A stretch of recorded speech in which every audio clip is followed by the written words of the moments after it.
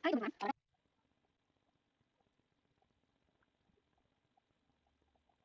selamat datang di pelajaran Telegram. Hari ini kita akan belajar menjadi peninggalan mesin jahit, supaya nanti motor mereka lebih lancar dan mudah dimengerti. Jadi begini, mesin jahit itu tidak akan kerja paling singkat siapapun dari ilmu kalian, mulai dari sederhana sampai rumit. Tanpa mesin jahit, proses mesin jahit bisa memakan berjam-jam bahkan berhari-hari. Tetapi dengan mesin jahit, semuanya jadi lebih cepat, lebih rapi, dan pastinya lebih kuat hasilnya.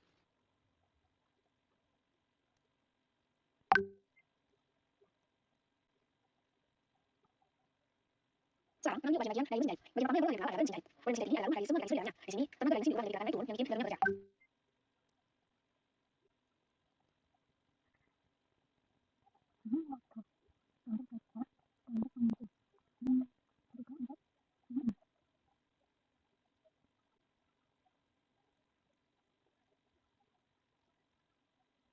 Tenaga dari mesin diubah menjadi gerakan naik turun yang bikin filament bekerja. Kemudian ada benang. Bagian ini fungsinya sebagai ukuran untuk menenang. Meskipun tidak sederhana, tapi pada bagian ini benang tidak bisa mengalir ke bagian mesin berikutnya. Selanjutnya ada rem atau yang disebut dengan handle. Rem ini membantu kita menggerakkan. Tidak sederhana, tapi pada bagian ini benang tidak bisa mengalir ke bagian mesin berikutnya. Selanjutnya ada rem atau yang disebut dengan handle. Tapi pada bagian ini benang tidak bisa mengalir ke bagian mesin berikutnya. Selanjutnya ada rem atau yang disebut dengan handle. Sederhana, tapi pada bagian ini benang tidak bisa mengalir ke bagian mesin berikutnya. Selanjutnya ada rem atau yang disebut dengan handle. Meskipun tidak sederhana, tapi pada bagian ini benang tidak bisa mengalir ke bagian mesin berikutnya. Selanjutnya ada rem atau yang disebut dengan handle. Rem ini membantu kita menggerakkan jarum secara manual saat itu kontrol yang lebih halus. Misalnya saat mulai jahitan atau saat ini mengganti arah jahitan.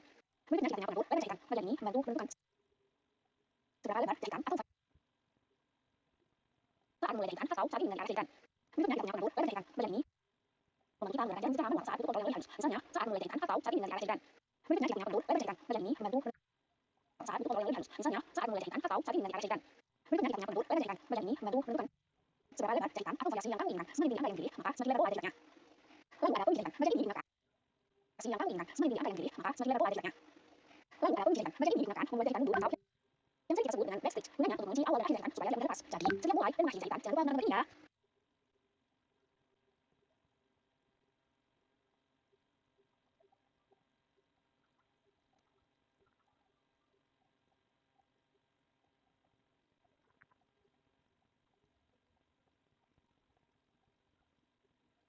Gunanya untuk mengunci awal dan akhir jahitan supaya tidak mudah lepas. Jadi, setiap mulai dan akhir jahitan jangan lupa benar-benar ya. Selanjutnya ada penggerak jahitan atau biasanya disebut dengan tension. Penggerak jahitan ini menentukan seberapa kencang tarik benang agar atas dan benar bawah. Kalau terlalu kencang, kain bisa mengelup. Tetapi kalau terlalu lambat, jahitan bisa berantakan. Jadi, penting banget untuk mengatur tension sesuai jenis kain yang digunakan. Bagian berikutnya adalah jarum. Jarum ini adalah komponen utama yang menusuk kain. Kalau terlalu kencang, kain bisa mengelup. Tetapi kalau terlalu lambat, jahitan bisa berantakan. Jadi, penting banget untuk mengatur tension sesuai jenis kain yang digunakan. Bagian berikutnya adalah jarum. Jarum ini adalah seberapa kencang tarik. Tetapi kalau terlalu lambat, jahitan bisa berantakan. Jadi, penting banget untuk mengatur tension sesuai jenis kain yang digunakan. Bagian berikutnya adalah jarum. Jarum ini adalah komponen utama yang menusuk kain dan membuat jahitan terbentuk. Pastikan jarumnya sesuai dengan jenis kain, yang bengkok dan terpasang dengan benar supaya hasil jahitan rapi dan tidak putus.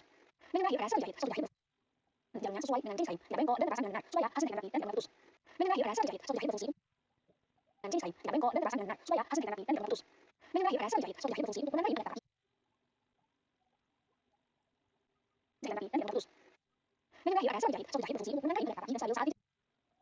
Jadi, sepatu ini bisa diganti sesuai dengan kebutuhan. Misalnya ada sepatu resleting, sepatu sisi, atau sepatu khusus untuk bahan tebal.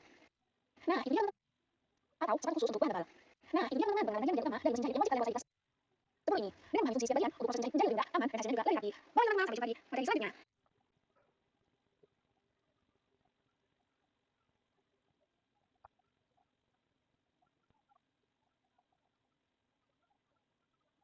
Hai teman, selamat datang ke Hai, mengenai bagian dari saya ingin berkata dan memang jadi jika itu akan menjadi sesuatu yang mulai jalan sampai dulu menjadi terjadi dengan mudah.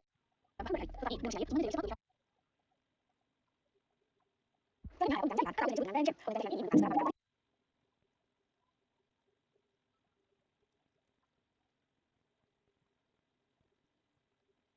di awal akan suara jelas, tapi tidak mulai dengan ini adalah mengenai saya harap menjadi kalau disebut dengan legend, menjadi ini mengenai apa yang lain karena pasangan